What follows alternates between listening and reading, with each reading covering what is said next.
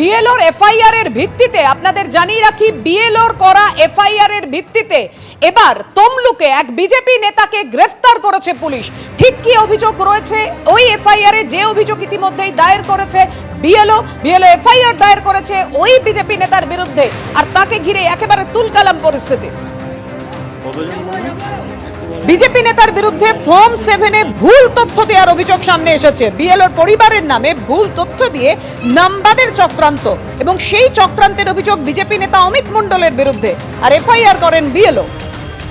কথা বলবো, আমাদের সঙ্গে রয়েছেন আমাদের প্রতিনিধি বিটন চক্রবর্তী। বিটন, কি অভিযোগ? দেখো বাপিয়া, তোমাকে জানিয়ে রাখি যে তমলুক ব্লকের যিনি বিএলও রয়েছেন তার যেটা মূলত অভিযোগ যে শহীদ মাতঙ্গিনী ব্লকেরই একজন হচ্ছে বিজেপি নেতা, যার স্ত্রী হচ্ছে ওই এলাকার গ্রাম পঞ্চায়েতের সদস্য। তিনি ওই বিএলওর পরিবারের বিরুদ্ধে যে ফর্ম 7 যে অভিযোগটা এনেছেন সেই অভিযোগটা ভিত্তিহীন এমনটাই দাবি করছে কিন্তু বিএলও। এবং বিএলওর যেটা বক্তব্য যে ওই ব্যক্তি তার পরিবার সম্পর্কে ভুল তথ্য দিয়ে তাদের ভোটার লিস্ট থেকে নাম বাদ দেওয়ার একটা তিনি চক্রান্তের চেষ্টা করেছিলেন, এবং সেই বিষয়টি তিনি জানার পর, কেননা তাদের যেটা বক্তব্য যে তাদের পরিবারের তরফে কিন্তু পাসপোর্ট রয়েছে এবং তারা যে এই ভারতের অর্থাৎ এই দেশের বৈধ নাগরিক তার সমস্ত প্রমাণপত্র রয়েছে, সেই সবগুলো দিয়েই তারপর কিন্তু এফআইআর দায়ের করে। এবং সেই এফআইআর ভিত্তিতে কিন্তু তমলুক থানার পুলিশ এই অমিত মণ্ডল বিজেপি নেতা তাকে কিন্তু গ্রেপ্তার করেছে। আর এই গ্রেপ্তারি নিয়েই কিন্তু ইতিমধ্যেই চাপানো শুরু হয়েছে, কেননা বিজেপির তরফ থেকে ইতিমধ্যেই বলা হচ্ছে যে শাসক দলের নির্দেশে পুলিশ তাকে ইচ্ছাকৃতভাবে তাকে গ্রেপ্তার করেছে। যদিও সেই অভিযোগ অস্বীকার করেছে শাসক দল, কেননা তাদের বক্তব্য পুলিশের কাজ করছে। অন্যদিকে জেলা পুলিশের বক্তব্য যে নির্দিষ্ট অভিযোগের ভিত্তিতেই কিন্তু এই ব্যক্তিকে গ্রেপ্তার করা হয়েছে এবং তার বিরুদ্ধে যে সংশ্লিষ্ট ধারা দিয়েই কিন্তু মামলা দায়ের করা হয়েছে। ধন্যবাদ বিটন তোমায়। এদিকে বীরভূমের নানুরে আরএসএস কর্মীকে হুমকি এবং মারধরের অভিযোগ তৃণমূলের বিরুদ্ধে। প্রতিবাদে নানুর থানার সামনে বিক্ষোভ দেখালো বিজেপি এবং আরএসএস।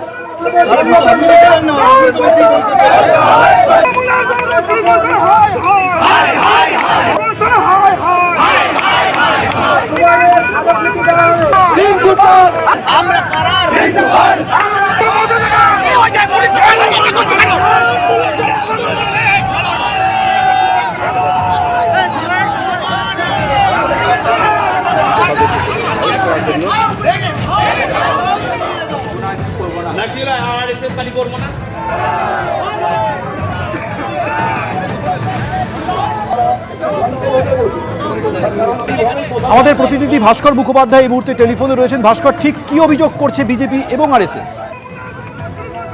দেখো, বিজেপি আরএসএস এর অভিযোগ হচ্ছে যে গত পরশু যে রিন্টু পাল যাকে মারধর করা হয়েছে নানুরে, এই রিন্টু পাল হচ্ছে আরএসএস এর কর্মী এবং তিনি সেখানে প্রচারকের দায়িত্বে ছিলেন, এবং তাকে তৃণমূল নেতা যিনি কৃষি কর্মাধ্যক্ষ নানুর পঞ্চায়েত সমিতির, তিনি পার্টি অফিসে ডেকে নিয়ে যান এবং সেখানে গিয়ে তাকে শাসানো হয় এবং রীতিমতো কাম ধরে উদ্বোস করানো হয় এবং তাকে জোরহাত করে ক্ষমা চাইতে বলা হয় এবং বলা হয় যে এই ধরনের কাজ যেন তিনি না করেন এবং গ্রামের যারা যুবক রয়েছেন তাদেরকে যেন তিনি যেন প্রভাবিত না করার চেষ্টা করেন, তাহলে কিন্তু তার ফল খারাপ হবে। এবং এরপরই যখন সেই ভিডিও সামনে আসে, ভাইরাল ভিডিও, তারপরই চাঞ্চল্য ছড়ায় এবং আজকে আরএসএস এর তরফ থেকে নানুর থানাতে বিক্ষোভ দেখানো হয় এবং সেখানে দাবি করা হয় যে অভিযুক্ত তৃণমূল নেতা এই কর্মাধ্যক্ষ তাকে গ্রেপ্তার করতে হবে, কারণ তার বিরুদ্ধে আরএসএস এর তরফ থেকে গতকালই জেলা পুলিশ সুপারের অফিসে গিয়ে অভিযোগ দায়ের করা হয়েছে, কিন্তু পুলিশ এখনো পর্যন্ত কোনো স্টেপ নেওয়া হয়নি। তাই এই আতঙ্কের মধ্যে রয়েছে এই পরিবার, রিন্টু পালের পরিবার।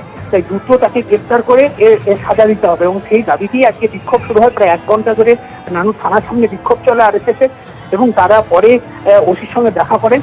কিন্তু একটা জিনিস পুলিশ যেটা জানাচ্ছে যে রিন্টু পালের পরিবারের তরফ থেকে কিন্তু এখনো পর্যন্ত কোনো লিখিত অভিযোগ করা হয়নি নানুর থানায় বা অন্য কোথাও।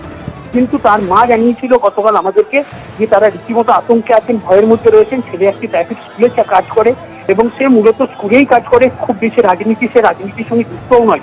একথা তৃণমূলের যিনি ব্লক সভাপতি ছিলেন সুব্রত ভট্টাচার্য তিনিও স্বীকার করেছেন। কিন্তু তাকে কেন এই ধরনের শাসানো হলো, কান্দর উদ্বোস করানো হলো, সেটারই প্রতিবাদে আজকে এই আরএসএস বিক্ষোভ। ধন্যবাদ।